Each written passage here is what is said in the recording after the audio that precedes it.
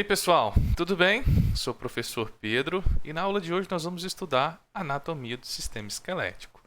E o nosso objetivo de hoje é falar sobre os ossos da cabeça. Então nós vamos discutir aí as principais características dos ossos da cabeça, perfeito?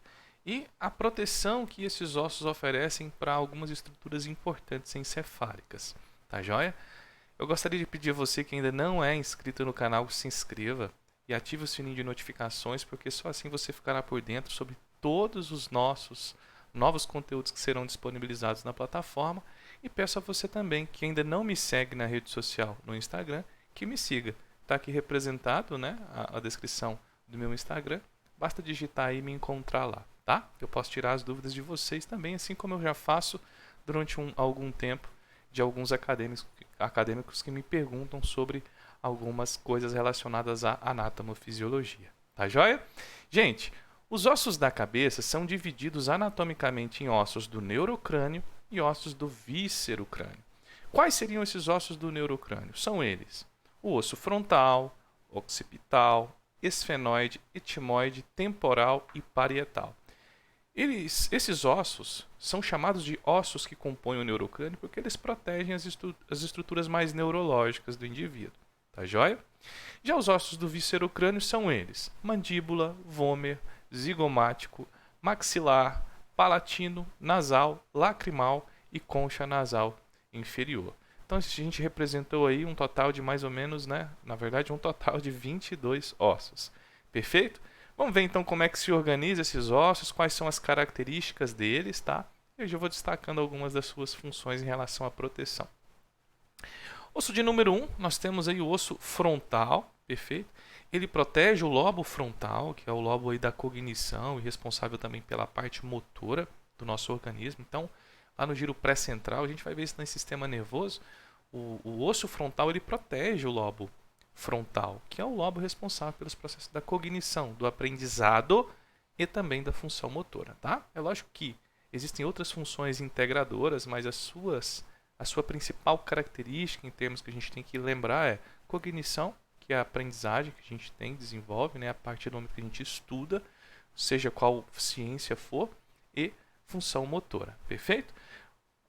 Osso de número 2, nós temos aí o occipital, certo? Que é o osso que protege o lobo occipital, responsável aí pelos processos de codificação e processamento das imagens. Então a gente consegue observar as imagens por meio do lobo occipital, que é protegido pelo osso occipital, perfeito?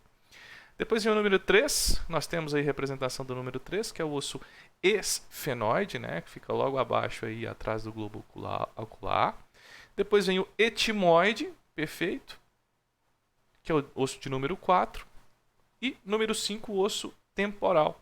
Protege aí o lobo temporal, responsável pelo processo da audição e também dos processos de codificação e processamento das informações relacionadas ao sabor dos alimentos, tá certo? Então o que nós vimos? Osso número 1, frontal, perfeito. Número 2, occipital, certo? Número 3, esfenoide. Número 4, etimoide, certo? Número 5, temporal. E número 6 aí é o osso parietal. Certo? O osso parietal protege o lobo parietal. E uma das funções do lobo parietal está relacionada aí à função sensitiva do nosso organismo. Perfeito? Bem, esses foram os ossos do neurocrânio. Perfeito? Vamos conhecer aqui os ossos do víscerocrânio. Então nós temos aí representado, certo? O osso mandibular, e as pessoas costumam confundir com maxilar, Então a gente tem o osso mandibular. Osso de número 8, nós temos aí o vômer, ok? Osso de número 9, o zigomático, que é o osso que vai dar essa voltinha aqui que nós temos, na face, certo? Aí depois vem o osso de número 10, que é o osso maxilar, perfeito? O de número 11 está representado em outra figura. Vamos para o de número 12, que é o nasal, certo? Onde a cartilagem que compõe o nosso nariz fica ancorada a esse osso, certo? E o osso de número 13 aí, que é o lacrimal, onde nós vamos observar aí a abertura ou o orifício forame lacrimal que se comunica diretamente com a glândula lacrimal. Tá certo? Bem, Dando sequência, o osso de número 14 aqui representado, nós temos aí a concha nasal inferior, certo? Vamos agora ter uma visão inferior aí dos ossos da cabeça, e aí é representado o osso conhecido como palatino. Então, se você passar a língua aí na parte superior da sua boca, você vai observar que existe uma estrutura mais densa, mais dura, que é chamada de palato duro. E a partir do momento que sua língua começa a encostar em estruturas mais moles, né, formadas aí por tecido, aí você se depara com o chamado palato mole. Então, o céu da boca propriamente dito é dividido em palato duro e palato mole, exatamente por quê? Porque essa classificação veio por meio do osso palatino, tá certo? Bem, quero destacar mais algumas estruturas aqui, ó, a vocês. Nós temos aqui o chamado forame magno, certo? E o forame magno é um orifício por onde se projeta a medula espinal. A medula espinal é uma estrutura que se projeta da base do crânio, por meio do forame, e percorre aí todas as vértebras da coluna vertebral. Para ser mais específico, a medula espinal ela se projeta por dentro dos chamados forames intervertebrais. E é exatamente por isso que a medula espinal está protegida pelas vértebras, certo? E aí, por último, uma estrutura aqui que é bem proeminente, que é o chamado côndilo occipital, que é exatamente aonde a primeira vértebra da coluna se encaixa. A primeira vértebra da coluna é chamada de atlas, certo? Ou também chamada de C1, vértebra cervical 1, conhecida como atlas. Então, existe uma estrutura na vértebra C1 do atlas que se encaixa exatamente no côndilo occipital, e eu vou destacar essa estrutura a vocês nas nossas próximas aulas, tá certo? Gente, vale destacar também que na calota craniana existe aí os chamados, né, as chamadas suturas. Professor, o que viria a ser suturas? Suturas nada mais são do que o ponto de união entre os ossos. E de onde que vieram essas suturas? Vieram de cartilagens.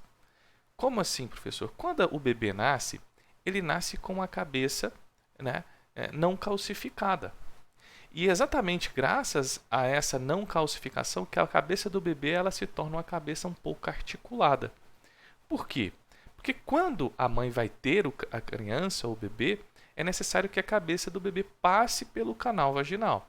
E aí a cabeça do bebê se articula para facilitar esse processo de parto. Perfeito?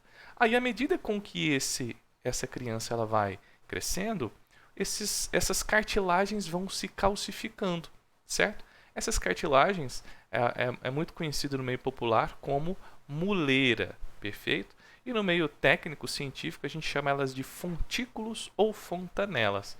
Então, essas cartilagens conhecidas como fontículos e fontanelas, com o passar do tempo e desenvolvimento da criança, ela se calcifica. E ao se calcificar, ela forma as chamadas suturas do crânio. Perfeito? Então, nós temos aí ó, a sutura coronal, que representa, lembrem-se de onde que a princesa coloca a coroa, perfeito? Sutura sagital ou sutura medial, depende da literatura que você pegar, e a chamada sutura lambidoide. Todas essas suturas são pontos de união dos ossos que vieram por meio da calcificação de quem? Dos fontículos ou fontanelas. Tá joia? Gente, foi um prazer estar aqui com vocês falando um pouco sobre ossos da cabeça. A gente vai falar sobre tudo sobre o sistema esquelético. Espero vê-los na próxima aula. Perfeito? Um grande abraço e até a próxima, gente. Com Deus.